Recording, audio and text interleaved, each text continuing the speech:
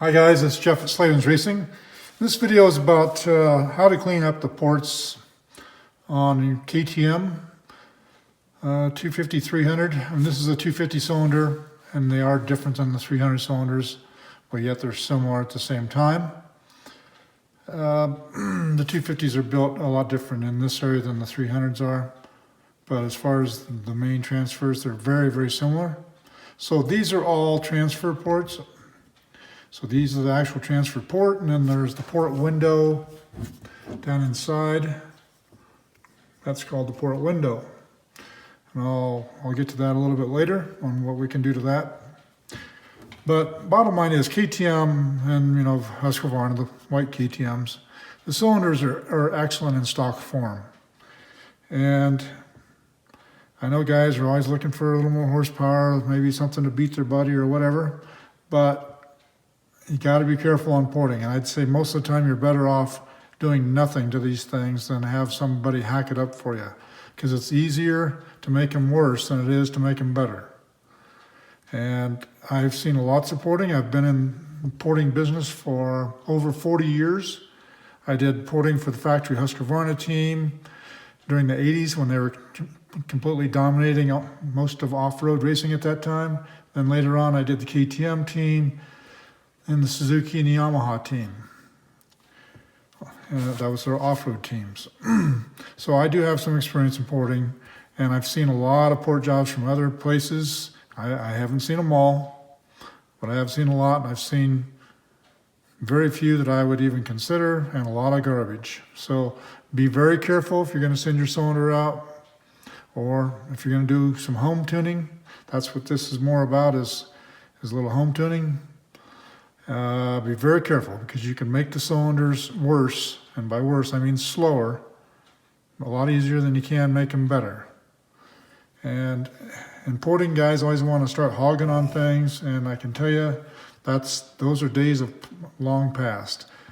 20 years ago the cylinders, the ports were small and restrictive and poor designed and yada yada yada, and yes, we had to do a lot of hogging to make them work better. These days, if you start hogging on one of these things, you're going to make it have an extremely narrow power band real quick. So my goal is always to make the power band broader.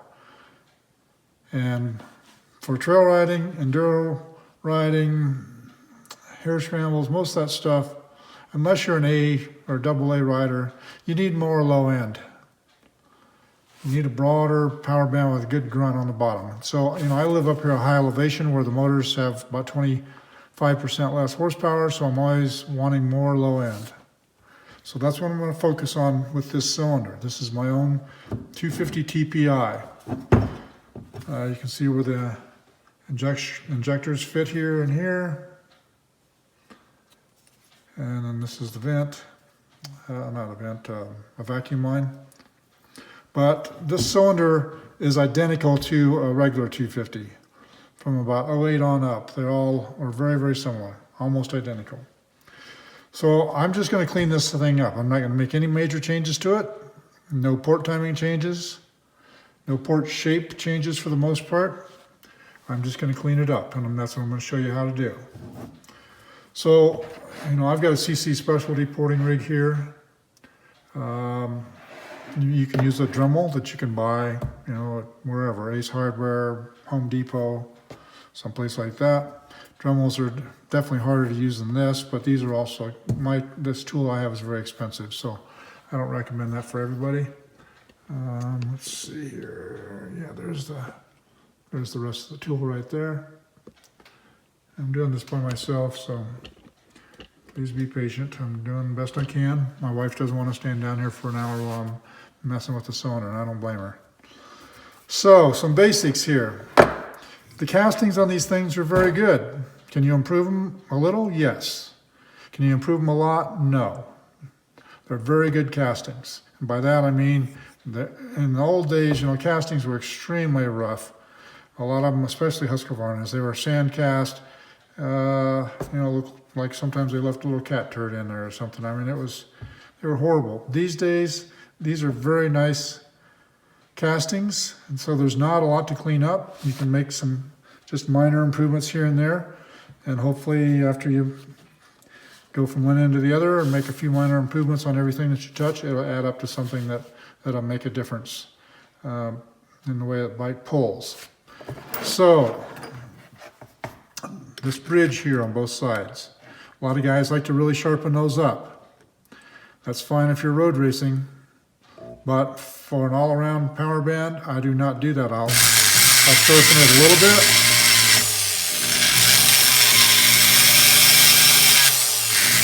I don't do very much to it.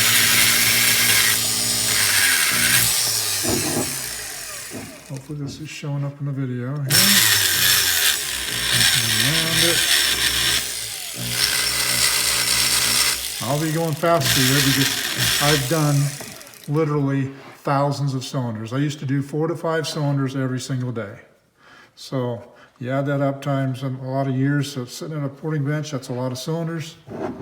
So I'm fast at it. I would say that anybody who's not done it before should take their time. So I'm just going to go through here and clean it just a little bit.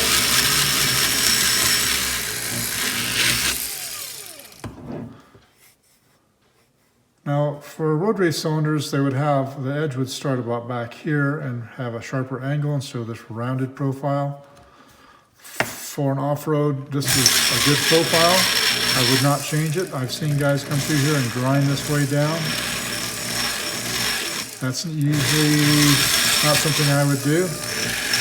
I'm going through here now just feeling the different casting marks with my porting tool. It's like an extension of my hand. Hoping you can hear me above this noise, but let's see what happens here. So that's kind of, I'm going to do a little bit more in here.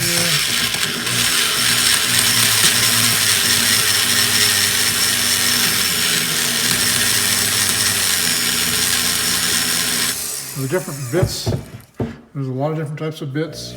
These are carbide. They're a little bit pricey. They're about, I don't know, 30 bucks a piece or something.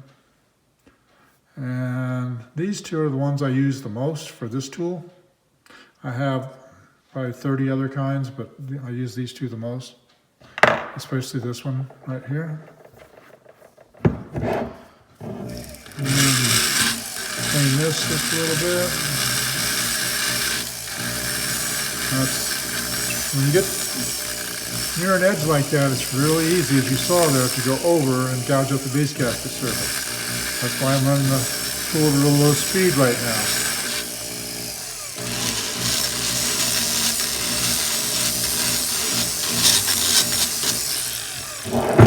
So I would do the opposite side, this side, just exactly like I did this side. And they always need to match. So this transfer port, it's a little bit rougher than the other ones. You can see a big casting ridge down through there. It's kind of rough here. So now this darker gray material, the light gray is the aluminum, the dark gray is the coating, the Nickel coating. You want to be very careful with that. Not so much right in here, but you do not want to get over here on the edge. If you start grinding through the edge of it over here, that will make a potential area to flake. By that I mean a section of the coating will come off. Once that happens, it's a downward spiral. You're heading for the drain. You got to have them recoated. So I'm going to clean up this casting ridge right here and go along the edges as well.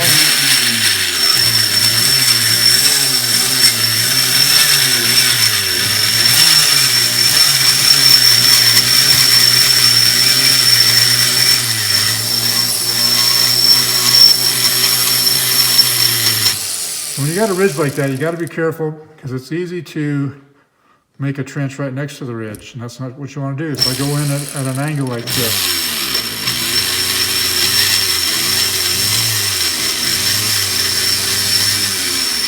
Now, I'm going to say it over and over and over. It's easier to screw one of these things up. So for most guys, I'd say you're better off leaving them alone, but if you got a bad case of tinkeritis and you just got to get in there and get after it, well, hopefully this helps you a little bit. So probably hard to see in the video, but out here on the Nickel coating, it's pretty rough. And I want to get that off of there a little bit. And hear the way it dug in there.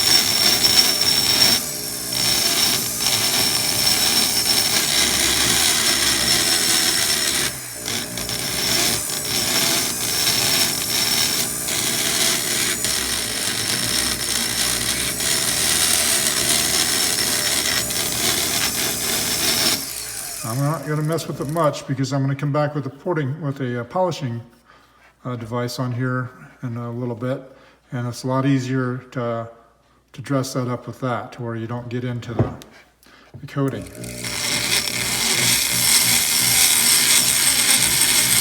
Now, I'm going to make this stuff look easy, but I guarantee you, unless you've got really good hands and you've experience with this, it's not nearly as easy as I make it look. I'm not patting myself on the back. I'm just telling you, I've got 40 years of experience, so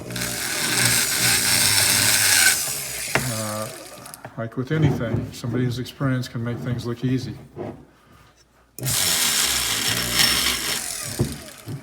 So that port is cleaned up. You know, it still looks a little ripply here and there.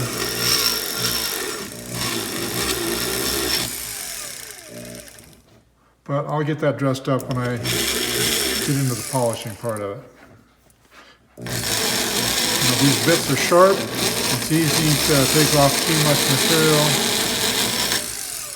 And it's easier to do the fine finishing touches with the polishing. So I'm also going to get here on the back side of this. Let's see if you can see this here. Yep. Right in there. If I can feel some thread down in there. Clean that out a little bit. Just sort of slide piece here.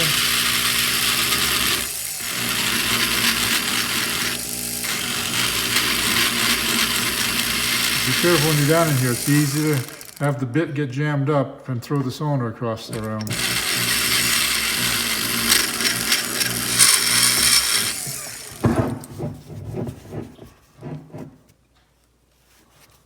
I know it's hard for me to watch the camera and do this at the same time, so I'm sorry if it's not as good as you'd like, but I'm doing the best I can. I'm sure there'll be some haters, leave some nasty little comments like they always do, but you know, I love to push that delete button. So that's pretty well got it for the side transfer area here, and then this back transfer. I'll do this one later on when I'm off camera. And that's really about all there is to this part of the transfer ports. I'm going to use a different tool now. I'm going to change over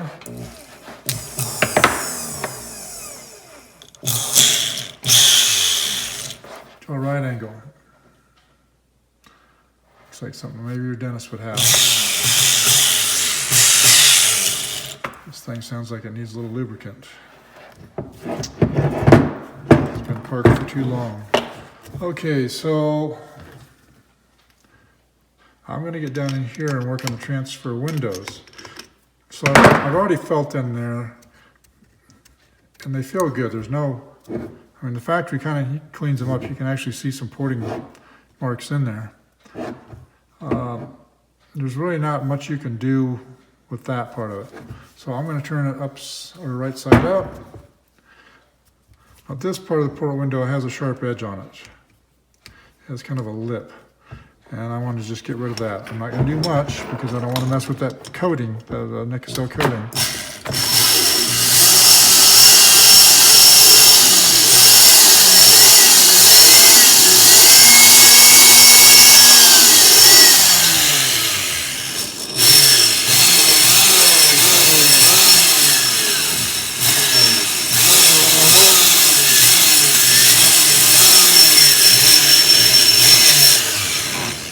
I'm going to do the same thing with this port. I'm just not going to do it right now.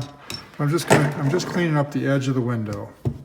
That's really all there is to it. Unless you have a tool like this, don't go in there because you will gouge the cylinder wall. Okay, so that's pretty much all there is to it for transfers. As far as the cleanup part. Now I'm going to come back in a little bit here, kind of towards the end with my polishing equipment and show you how to adjust this up even better.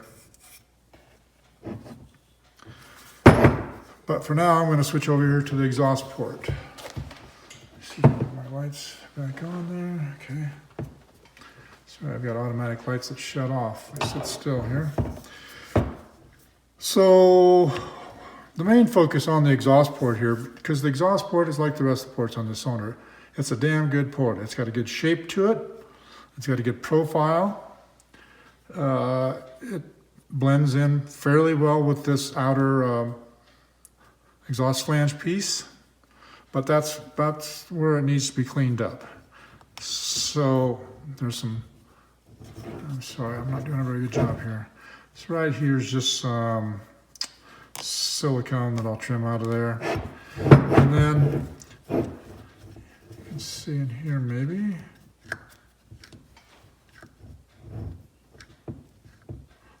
The exhaust port, I'm sorry, but I don't have any better lighting to make this look better on the video. We'll see how this works out. So hold on just a minute. Okay, well, I'm sorry, I don't have a very good lighting setup. I don't do porting anymore, so I don't really have a need to have the big lights that I used to have on my porting bench. So I'll try to light this up a little bit with the flashlight here. So when matching this outer exhaust flange piece to the rest of the cylinder, obviously the exhaust gases are coming out towards the camera here.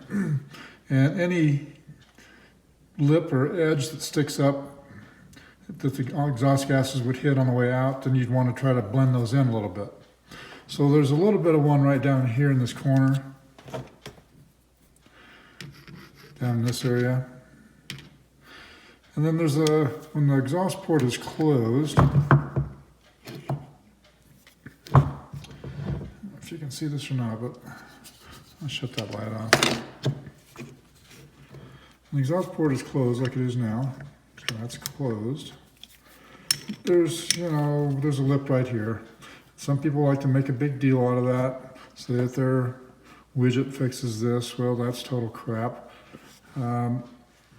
All you need to do is bevel this edge right here. So this edge right here of the housing, where the seam is with the flap. You just put a slight bevel on that, just kind of round it off, basically. And that will help to improve the exhaust flow out of the exhaust port. Now the exhaust flap is down very seldom, actually, because it opens at about, a little over 5,000 RPM, which sounds like a lot, but it's really not. Your engine is up in that range most of the time.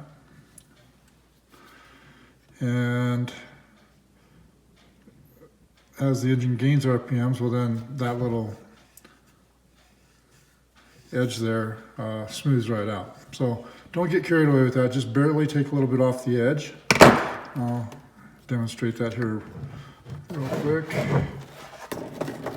So I'm just going to get in here with my porting tool. Just do a quick little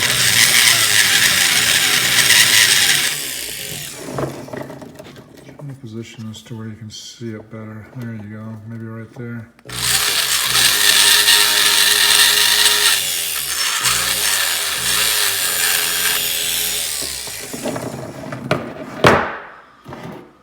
So that is blended. I'll go over here. I'm actually going to just blend these with the side piece here with my polishing equipment. And besides that, there's not a lot to do to these exhaust ports. I mean, yeah, on an exhaust port, you want to polish them and make them nice and slick. And I mean, you don't have to put a mirror finish on them, but a nice smooth finish.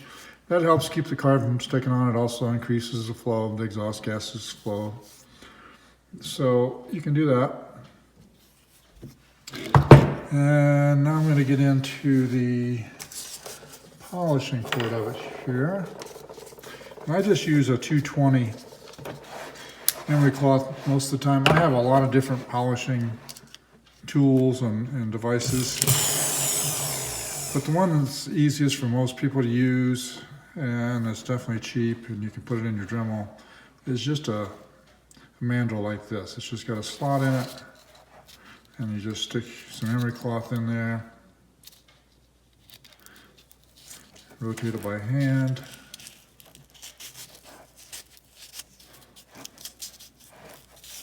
Now you've got a polishing cloth. So I'm going to go back to the transfer ports.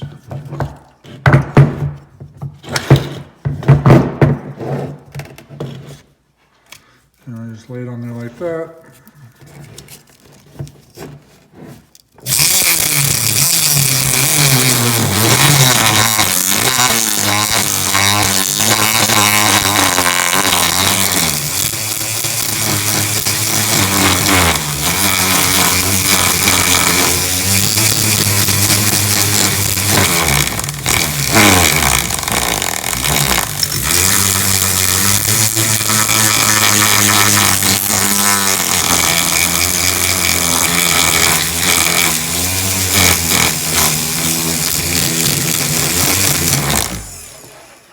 So during the polishing process, sometimes it will let you see better little areas that might have a little casting flaw or something in it.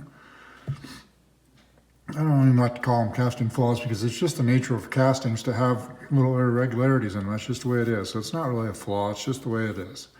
So, you know, I'm not going into every detail about how to do this. I've given you the basics. You can take it from there. And if you really want to learn about porting and port timing and all that kind of stuff, there's a book that's out of print out there by Gordon Jennings. And it's one of the best there is about porting. It's one of the original books and it's still one of the best. It's hard to find. Yeah, I think they are on Amazon for an outrageous price.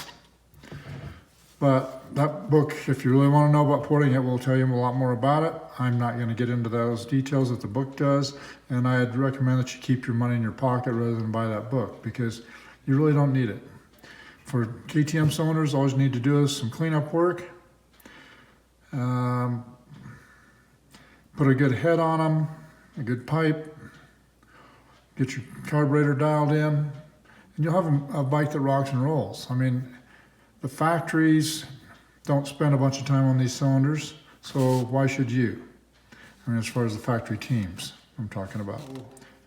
That's pretty much all there is to it. Basic cleanup, basic polishing. Make sure you have a nice fresh piston and rings, and put things back together with a good head, like our S3 Slavens mule head, works excellent. And good carburetor or carburation jetting, and you'll have a nice bike. I think that's all for now.